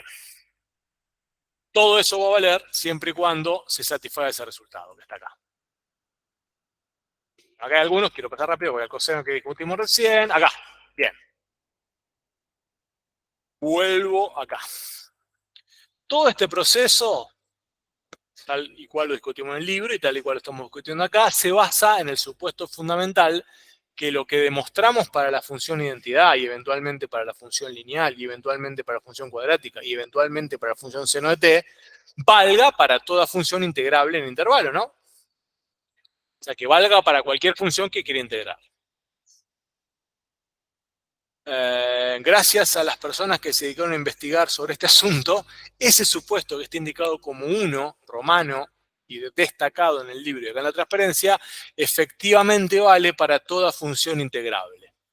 Nos permite recorrer el circuito al revés y resolver en forma práctica el asunto de la integración, y eso está reunido, está condensado en el famoso primer teorema fundamental del cálculo integral. Que antes lo demostrábamos, ahora ya no hace más falta porque a partir de la nueva modalidad de examen no tiene mucho sentido pedirle la demostración del teorema, pero el primer teorema del cálculo integral, en verdad es el primer teorema fundamental del cálculo en general, garantiza que lo que vale para la función identidad vale para toda función integrable, nos permite recorrer el circuito al revés y cambia la dinámica de todo el problema, porque ahora encontrar la función integral es tan sencillo como, entre comillas, por prueba y error, encontrar la antiderivada, que no me gusta ese nombre, pero no importa, la antiderivada de la función dato. ¿Qué dice el primer teorema fundamental de cálculo integral? dado una función continua en un intervalo AB, es decir, si es continua es integrable, su función integral f, grande, es derivable y la derivada de la función integral es la función de partida. Parece que era algo muy ingenuo, pero es la piedra basal del cálculo diferencial y del cálculo integral, y es la piedra basal a partir de la cual se constituye la ciencia moderna, chicos y chicas. Yo para que tomen ustedes dimensión de lo que encierra ese teorema que parece bastante inocente. ¿Tá? Entre otras cosas, hicimos la bomba atómica, viajamos a la Luna y podemos tener la serie de comodidades y el confort en el que vivimos hoy gracias a este inocente teorema. No deja de ser impactante e inquietante cada vez que se lo ve, pero parece que no dice nada, pero es la piedra basal a partir de la cual se construye el edificio del cálculo, que es lo que permitió todas las grandes revoluciones científicas de la modernidad. Y es más o menos, con muy pocos cambios, lo que nos permite seguir haciendo ciencia hoy, porque es bastante parecido a lo que es lo que explica Newton y Leibniz, bueno, en los tratados originales del 1600. ¿Está bien? Bueno, entonces ya está todo resuelto. No hay nada más que hacer. Porque denme la función que me den, después, con alguna cuestión con más o menos trabajo, pero ya sé a dónde tengo que ir, porque tengo una función que tengo que encontrarle su antiderivada, si quiere, y esa función antiderivada, es decir, esa función cuya derivada es el dato, es la función que me permite realizar el proceso de integración. ¿Está bien? Cualquiera que me den. Parece que sí, pero no. ¿Cuáles serían los problemas que pasan acá? ¿Cuál es el primer gran problema? Hay un primer gran problema que tiene que ver con acá.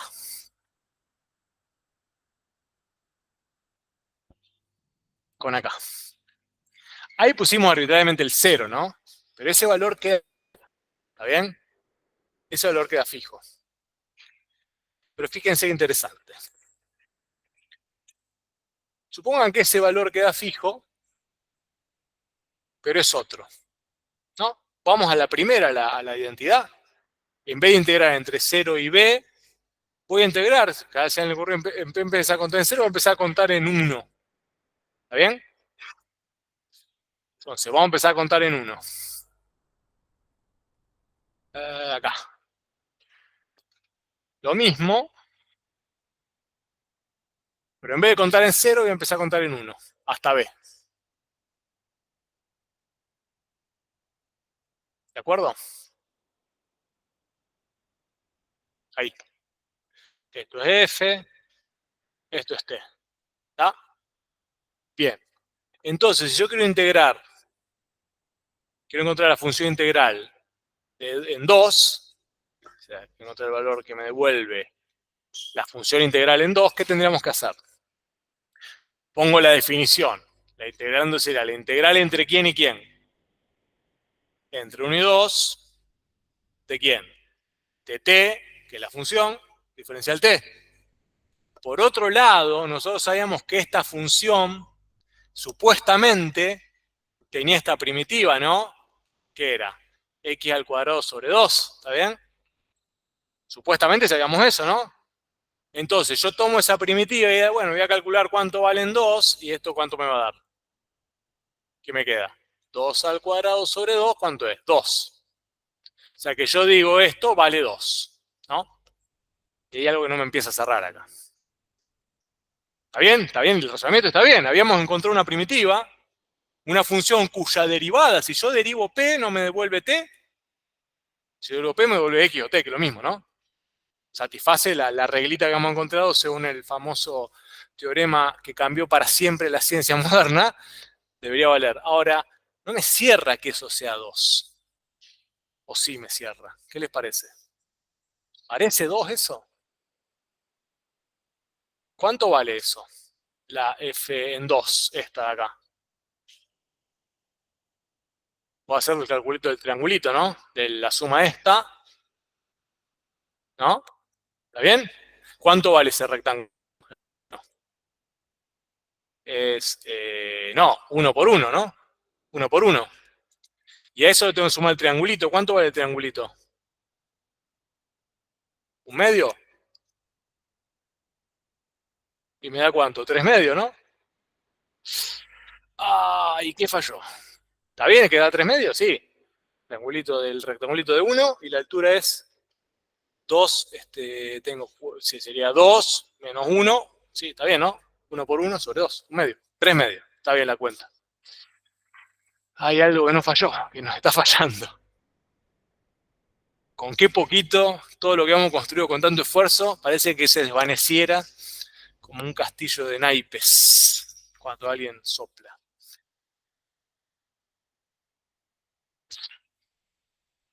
Profe, ¿podrías explicar nuevamente lo que escribiste en lo último? Sí, fíjate, voy a calcular, voy a prolijar acá que no se ve bien. Vamos a borrar acá. Voy a hacer mejor el dibujito para que sea Gracias. bien no, nada, el cálculo acá.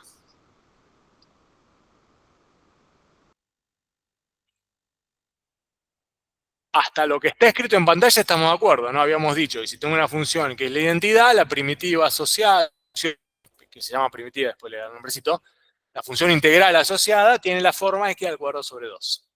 Bueno, voy con eso muy contento, una nueva situación en donde en vez de integrar entre 0 y b, integro entre 1, ¿está bien? Y 2. Entonces acá tengo la identidad que empieza acá, voy a tener un rectangulito, que es un cuadradito en este caso, que es este, ¿no? Y cuando vale 2, esto vale 2, ¿no? Entonces, el área de este rectangulito es igual a 1 por 1, ¿de acuerdo? Estamos bien, ¿no? Y el área de este triangulito es, la base es 1, la altura es 2, pero le tengo que sacar 1, o sea que me queda 1, entonces me queda un medio, ¿está bien? Por lo tanto, en verdad, la integral definida entre 1 y 2 de t diferencial t es 3 medios, no es 2. Es 3 medios, porque el proceso de integración es la verdad, la tengo ahí, lo que tengo allá arriba. Lo otro ya empiezo a sospechar que esté todo mal. Y sería un golpe letal a todo el esfuerzo que hicimos. ¿Se entiende en la sala virtual? Sí, gracias. No, de nada. Bien. ¿Qué es lo que está fallando?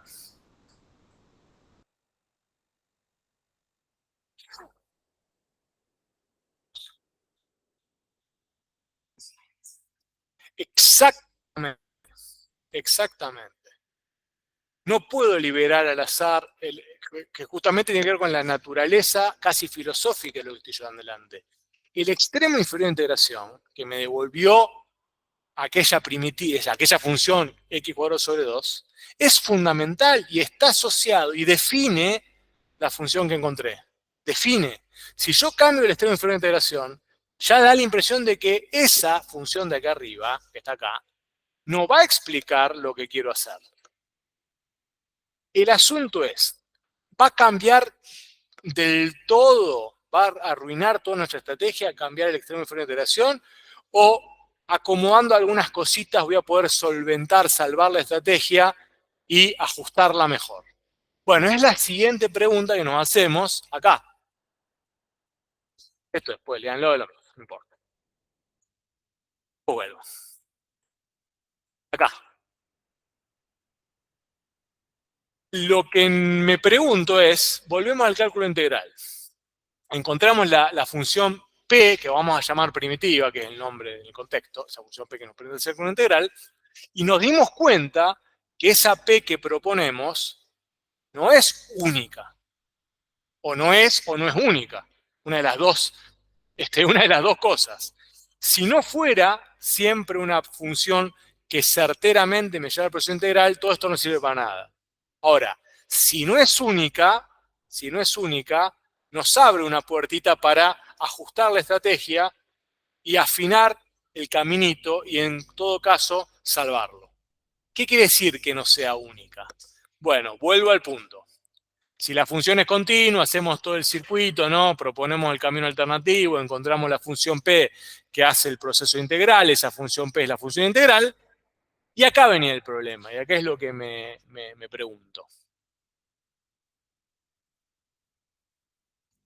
Si hay una función P que me permite resolver el asunto, la buena noticia, por lo que me salteé, pero quiero no perder la dinámica de la charla, la buena noticia es que en verdad hay infinitas funciones P que eventualmente me pueden explicar lo que está pasando.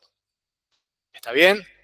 Así como para la función identidad t yo proponía x al cuadrado sobre 2 cuando integro entre 0 y b, la función integral entre 0 y b para cualquier x interno, en verdad, cuando encontré que al cuadrado sobre 2, no encontré solamente esa. Encontré un conjunto infinito de funciones que son muy parecidas a esa. ¿Y cómo van a ser ese conjunto infinito de funciones? En verdad, lo que yo encontré fue esto. X al cuadrado sobre 2 más c. Son todas primitivas, son todas, así se llaman, primitivas de la función sobre la cual estoy integrando. Cualquiera de estas eventualmente puede resolver el problema, pero solo una explica el proceso que estoy analizando. Solo una de todas estas. Y entonces está buenísimo esto, porque en el caso de que estaba integrando entre 0 y b, la de todas estas que explicaba el proceso era x al cuadrado sobre 2. Que es decir, cuando c valía 0, ¿no? ¿No me acuerdo? Y eso quiere decir que en el otro caso, cuando estaba integrando entre 1 y 2, alguna de estas la voy a explicar.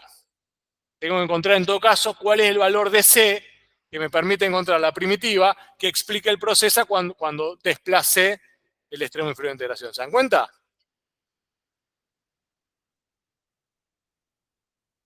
Exacto, una primitiva distinta. Así de sencillo en todo caso es. Lo bueno de esto que hemos salvado el circuito, hemos salvado la estrategia, haciendo este arreglo.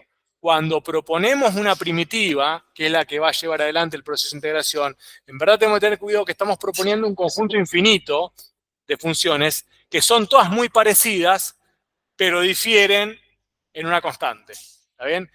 La estructura fundamental no cambia, es decir, la ecuación que implica la variable independiente es la misma, la cuentita, pero se le da una constante. Y ese factor de escala C nos permite jugar justamente con el extremo inferior de integración. Y lo arreglo muy fácil. ¿Cómo lo vamos a arreglar?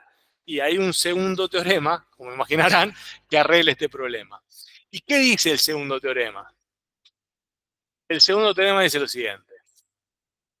Todo igual hasta acá, pero lo que vamos a hacer antes de proponer cuál es la función integral que estoy analizando, usar un punto de control, es decir, usar un dato del problema que permita rescatarme de todas las infinitas primitivas, la verdadera o la única primitiva que está explicando el proceso. Fíjense que yo estoy usando el nombre primitiva, pero en verdad es mucho más potente el nombre, porque la función primitiva, en verdad lo que pone de manifiesto es la relación directa entre las variables del problema, porque la función que pone de manifiesto, si estoy llenando el tanque, la relación entre volumen y tiempo. La primitiva es la función que relaciona volumen y tiempo, ¿no? ¿Está bien? Bien, entonces, ¿cuál va a ser ese punto de control que vamos a usar para rescatar de todas esas primitivas la que yo preciso? Y es uno muy fácil. Fíjense, acá estoy integrando el coseno de t, ¿no? En este esquemita. Si yo integro coseno de t, sabemos que las primitivas, ¿a qué se van a parecer?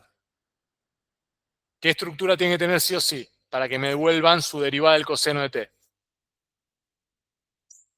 Claro, tiene que ser el seno, tiene que tener el seno de t, ¿no? Tiene que ser el seno de x más algo, más c.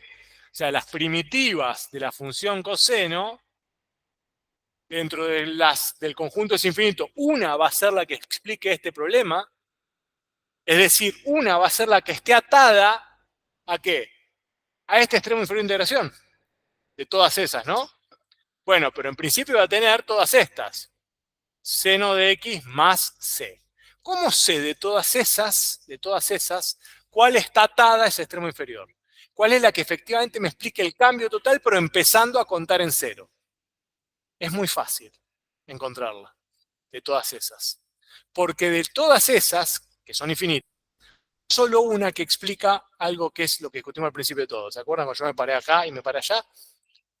Que f en 0 es igual a 0. De todas esas, hay una única que me devuelve ese valor. Es decir, de todas estas, hay una única que si la evalúo en 0, me da 0. Es decir, si le evalúo en el extremo inferior de integración, en este caso es 0, ¿no? Pero podría ser A. Si le evalúo en este caso en 0, me tiene que dar 0. ¿Y cuál es de todas esas? ¿Qué tengo que hacer? Y tengo que hacer lo siguiente, tengo que calcular de todas estas, seno de 0 más C, ¿cuánto me tiene que dar? 0, ¿no? ¿Cuánto vale el seno de 0?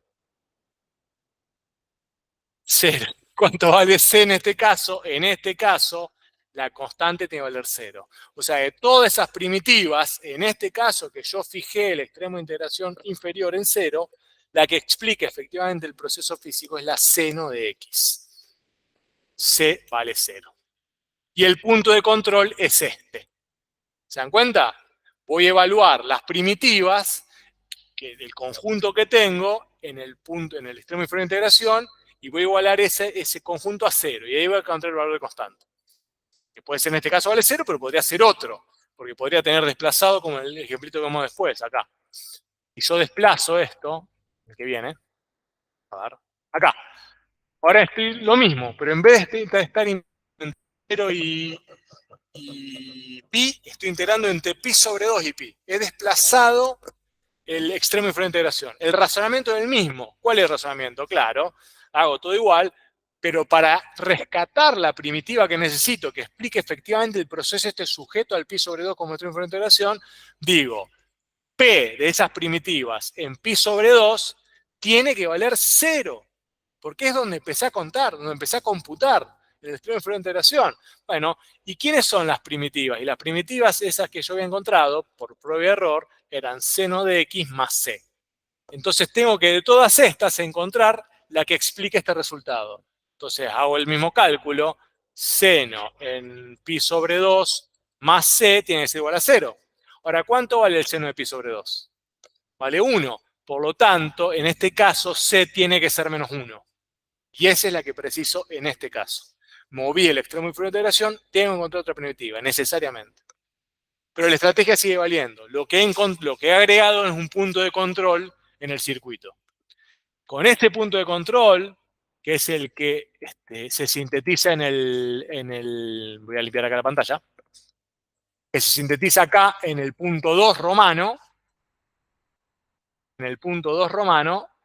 hemos resuelto de aquí y para siempre el problema del cálculo integral. Tenemos la estrategia para resolver cualquier cálculo integral que queramos.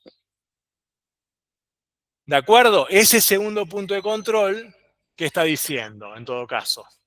¿Siempre existirá una constante que me rescate de todas las primitivas la que efectivamente explique el proceso? Como imaginarán, sí, porque si no todo esto no funcionaría. Y ese segundo, y el afirmativo de esa pregunta, de ese interrogante, se condensa y se sintetiza en el famoso segundo teorema fundamental del cálculo, o segundo teorema fundamental del cálculo integral, que dice algo así como, dada una función continua, ¿no?, en un intervalo cerrado a B, dada hipótesis f, la función integral asociada a f, y dada otra primitiva, ¿está bien? Pide demasiado el teorema, pero si tengo una función integrable, una función integral y otra primitiva cualquiera, entonces siempre va a existir una constante tal que la función integral sea igual a esa primitiva más esa constante asterisco, ¿está bien? Siempre voy a encontrar, en definitiva, una primitiva que explique, una primitiva como ley o como ecuación matemática sencilla, que pueda explicar el proceso de integración si la función es integrable, ¿no? Y esa constante asterisco obviamente va a estar sujeta al extremo inferior de integración. Se va a ir corriendo hacia arriba o hacia abajo según el extremo inferior de integración que yo vaya eligiendo. La estructura de la primitiva, es decir, la que involucra a la X no cambia, lo que va a cambiar es la escala de la asterisco, ¿no? ¿De acuerdo? Cerrado el circuito, tenemos entonces todo esto listo. Este es el famoso circuito íntegro diferencial, que es el corazón, no de matemáticas, el corazón de matemática, del cálculo que venimos trabajando desde el principio de año. Hace mucho tiempo atrás, y algunos libros todavía lo hacen así, y algunos libros clásicos de la matemática, empiezan por el principio, es decir, primero definen el proceso de integración, que es mucho más intuitivo que el de la derivación, y a partir de ahí aparece la idea de derivada. Así se daba hasta hace unos cuantos años atrás en cualquier facultad del mundo. Algunas lo siguen dando así, pero después la cosa empezó a rotar y pasamos dando primero la derivada y después la integral. Pero en verdad el proceso de integración es anterior a la derivación, porque está asociado, como le dije la semana pasada, a este cálculo de contornos curvos. ¿Está bien? Bueno, y acá termina, creo que esta parte. Pasamos el limpio resumiendo lo que hicimos hoy, para ya irnos tranquilos, tranquilas. ¿Cómo es el proceso entonces alternativo para el cálculo de una integral definida, eventualmente, o del cálculo de la función integral para algún x en donde se pueda hacer? Primero, dada la función dato, digo que existe la derivada de una función p que es igual a la función dato, ¿de acuerdo? Ahí arranca todo. Si me dan que la función velocidad es 3t cuadrado, digo que la derivada de la función que la función integral tiene por derivada, ¿no? La función integral que estoy buscando, tiene por derivada esa velocidad. Punto de partida. Segundo, encuentro, por prueba de error, todo el conjunto infinito de primitivas que se pueden sujetar a esa regla, ¿no? Que pueden cumplir esa condición, que es lo que hicimos antes. Busco todas. Busco todas. Tercero, ¿qué hago? Uso el punto de control, ¿no? Busco la constante asterisco de tal manera que de esas primitivas me devuelva la función integral del proceso, que es la f, porque no son todas las que explican ese proceso. De toda esa primitiva hay una única que explique ese proceso, porque hay una única que explica la condición, el extremo inferior de integración, ¿no? Que se sujete a esa condición. Entonces encontré f y finalmente vuelvo al principio. Digo que la integral, la función integral de sobre f chiquita entre a y x va a ser esta f que he encontrado. ¿Está bien? Bueno, mañana cuando nos veamos, empezamos desde acá, repasamos este proceso, no desde cero, pero sí llevando adelante lo más destacado de lo que hemos visto hoy. Sí. Sí. Sí.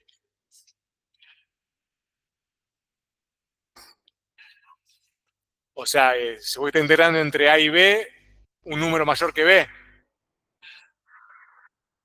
Lo que pasa es que el número mayor que B no va a estar definido. ¿Mayor que quién? Sí. Para encontrar. Sí.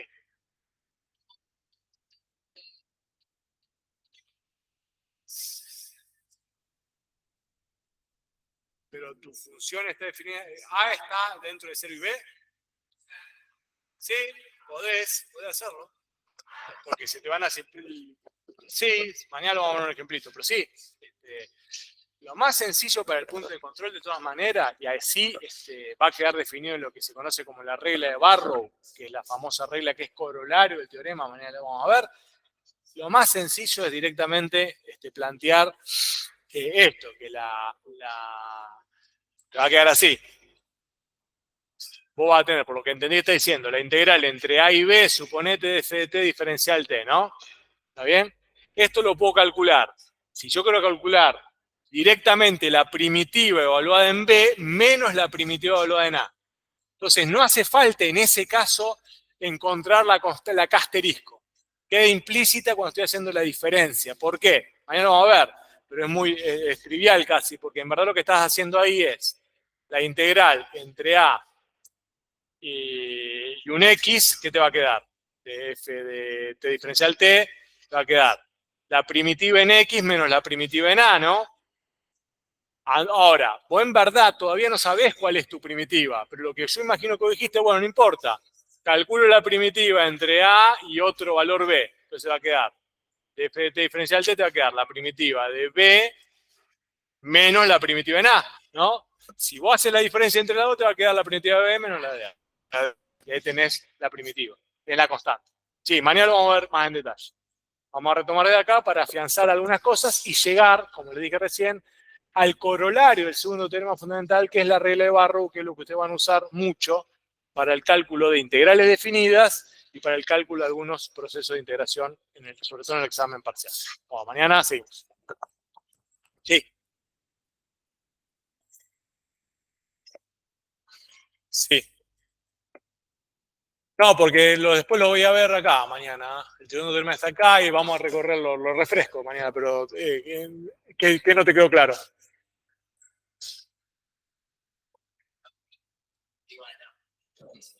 Claro, porque ahora lo que vamos a ver, que lo que plantea el compañero, se van a ver que el corolario del segundo teorema nos va a permitir fácilmente para cualquier función encontrar esa constante como directamente la primitiva en A. ¿Está bien? Vamos a verlo mañana, pero es la misma idea.